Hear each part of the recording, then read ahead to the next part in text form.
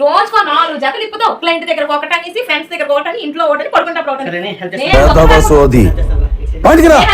ఇప్పుడు చూపించుకొని ఊరందరికీ మొగుడు చేత చేయించింది అలాంటి పిల్లలు చెప్పించుకోవడానికి సీరియస్ కాబట్టి సిల్లిగా ఉండాలని ఏదో తేడాగా ఉందంటే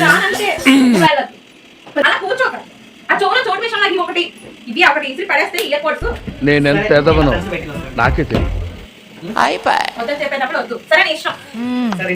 సరిపోయారు ఇద్దరు. నీకు ఇల్లా పొల్ల పిల్లమా పిల్లలు అయ్యేప్పుడు ఫ్రెండ్స్ ఫ్రెండ్స్ ఊరి మీద తొమ్మరాడు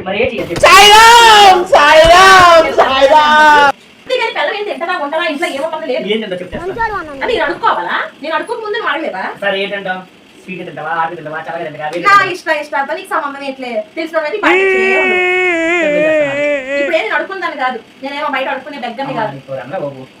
ఏం తను పెడుతున్నా నేను రేపు పోవాలనా?